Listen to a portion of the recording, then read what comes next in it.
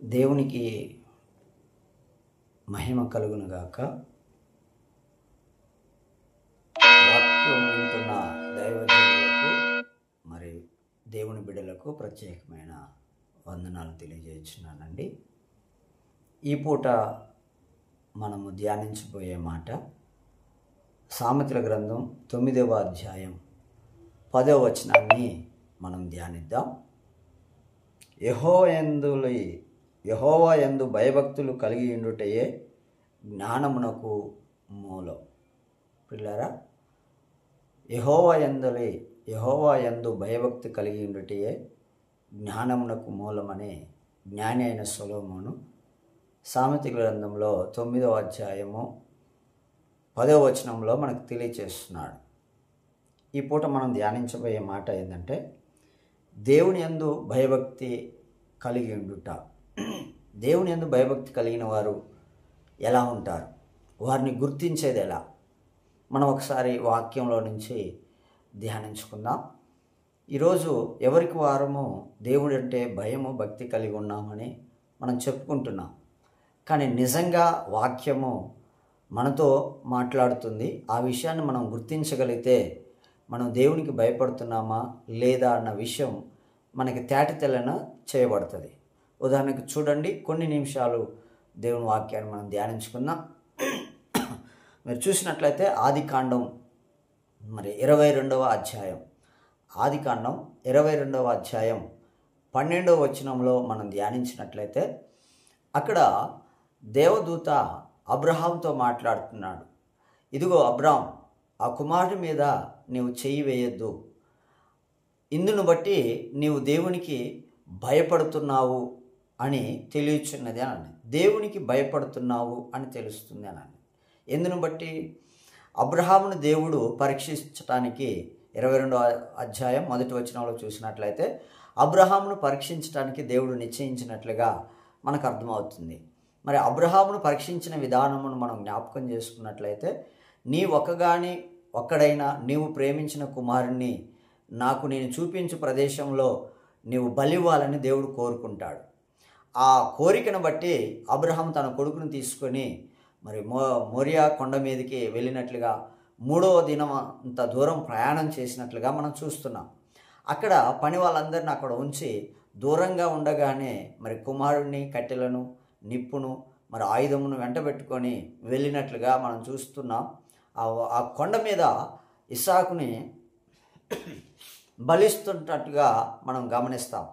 అప్పుడు ఆయన కత్తి వెత్తి బలిచ్చే టైంలో దేవుడు పరలోకం నుంచి దూత మాట్లాడుతూ నువ్వు ఆ కుమారుని మీద చెయ్యి వేయొద్దు, ఇందును బట్టి నీవు దేవునికి భయపడుతున్నావని తెలుస్తుంది. అంటే దేవునికి భయపడే వారి లక్షణాలు ఎలా ఉంటాయనంటే పిల్లరా, దేవుడు అడిగినది ఏదైనా ఇవ్వటానికి వెనకాడరు అనే విషయము అబ్రహాము ద్వారా మనకి తేటగా తెలుస్తూ ఉంది.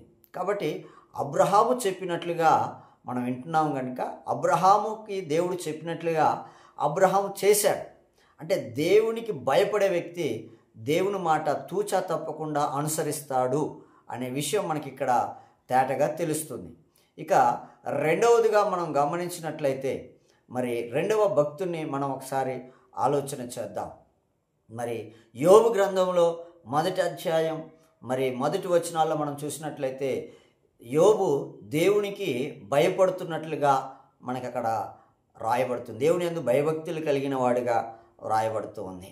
ఊజు దేశం అనే దేశంలో యోబు వంటి పవిత్రుడు కానీ, పరిశుద్ధుడు కానీ, భక్తుడు కానీ, యెహోవా అంటే భయభక్తులు కలిగిన వ్యక్తి కానీ ఎవరు లేరు అని చెప్పబడుతుంది. మరి ఆ ఊజు దేశంలో ఉన్న మరి యోబు మనం గమనించినట్లయితే పిల్లారా దేవునికి భయపడుతున్న వాడుగా మనకు కనబడుతుంది. చూడండి, యెహోవా మీరు గమనించిన ఊజు దేశమందు యోబు అను ఒక మనుష్యుడు ఉండెను. అతడు యథార్థవంతుడు, న్యాయవంతుడునై దేవుని యందు భయభక్తులు కలిగి చెడుతనను విసర్జించిన వాడై ఉండెను. చూడండి, ఊజు దేశంలో దేవునికి భయపడే వ్యక్తి ఉన్నాడు. మరి దేవునికి భయపడే వ్యక్తి రెండవ పాటుగా మనం చూసినట్లయితే చెడుతనాన్ని విసర్జిస్తాడు. దేవునికి భయపడే వ్యక్తి ఒకటిగా మనం చూసినట్లయితే దేవుడు అడిగింది ఇస్తాడు. అది ఎంత ఇష్టమైనదైనా దేవుని కంటే ఎక్కువగా ఏది తనకి ఇష్టంగా ఉండదు. దేవుడు అడిగాడు కాబట్టి ఖచ్చితంగా ఇవ్వాలి అని ఇస్తాడు. రెండవదిగా మనం చూసినట్లయితే యోబు జీవితంలో మనం గమనించినట్లయితే దేవుని యందు భయభక్తులు కలిగిన వాడు చెడుతనాన్ని విసర్జిస్తాడు. రెండవది, చెడుతనమును విసర్జించి జీవించే వ్యక్తి దేవునికి భయపడుతున్నవాడని మనకి ఈ యోబు గ్రంథంలో మొదటి అధ్యాయంలో మనకు చెప్పబడినట్లుగా చూస్తున్నాం. అలాగనే మొదటి అధ్యాయంలోనే 5వ వచనంలో కూడా చూస్తే అతడు దేవుని యందు దేవుడే సాక్ష్యం ఇస్తున్నాడు. సాతాను చేత సాతానికి సాక్ష్యం ఇస్తున్నాడు. భూమి మీద యోబు వంటి భయభక్తులు కలిగిన వాడు, చెడుతనమును విసర్జించిన వాడు లేడు అని చెప్పేసి సాతానుతో దేవుడే పరలోకంలో సాక్ష్యం పలుకుతున్నాడు. భూమి మీద సాక్ష్యం పలుకుతున్నారు, పరలోకంలో సాక్ష్యం పలుకుతున్నారు. మనం గమనించాలి.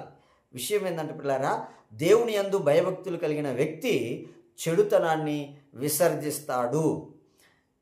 చెడుతనమును ఎవరైతే విసర్జిస్తారో వారు దేవుడంటే భయపడుతున్నవారని మనకు అర్థమవుతుంది. మనం ఈరోజు పాఠం దేవునికి భయపడే వారి లక్షణాలు ఎలా ఉంటాయో తెలుసుకుంటున్నాం. దేవునికి భయపడే వారి లక్షణాలు ఒకటి మనం గమనిస్తే, దేవుడు అడిగినది ఏదైనా సరే ఇవ్వటానికి వెనకాడరు. ఎలాగంటే అబ్రహాము ఇస్సాకును బలిచ్చే విషయంలో ఎలాగ వెనకాడలేదో అలాగనే ఎవరు కూడా ఏది విషయాన్ని కూడా దేవుడు అడిగితే ఇచ్చే విషయంలో వెనకాడరు. రెండవదిగా మనం చూస్తే దేవుడు అంటే భయపడే వ్యక్తి లక్షణాలు ఎలా ఉంటాయనంటే చెడుతనాన్ని విసర్జిస్తాడు. మూడవది మనం గమనించినట్లయితే పిల్లారా, అక్కడే మీరు గమనించండి, చూడండి. మూడవది మనం గమనించినప్పుడు మూడో విషయాన్ని మనం చూసినట్లయితే యోబు ఏం చేస్తున్నాడంటే 5వ వచనంలో యోబు తన కుమారులు పాపం చేసి తన హృదయంలో దేవుని దూషించరేమో అని వారిని పిలువనంపించి వారిని పవిత్రపరిచి అరుణోదయము లేచి వారిలో ఒక్కొక్కని నిమిత్తమై దహన బలిని అర్పించుచూ వచ్చాను. చూడండి పిల్లరా, దేవుడు అంటే భయం కలిగిన వ్యక్తి ఏం చేస్తాడు, తమ పిల్లల నిమిత్తమై ఎక్కడ ఏమన్నా పాపం చేశారేమని చెప్పేసి భయపడి ముందుగానే వారి నిమిత్తము దేవునికి వేకువనే లేచి బలులు అర్పిస్తారు.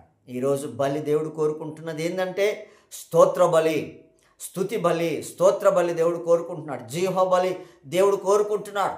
తల్లిదండ్రులైన వారు తమ పిల్లలు ఎక్కడ విరోధంగా తమ హృదయాల్లో పాపం చేస్తున్నారో అని చెప్పేసి వారి పాపమును క్షమించబడినట్లుగా దేవుని ఎదుట వేకుని లేచి వారి పిల్లల కోసం ప్రార్థన చేస్తారు.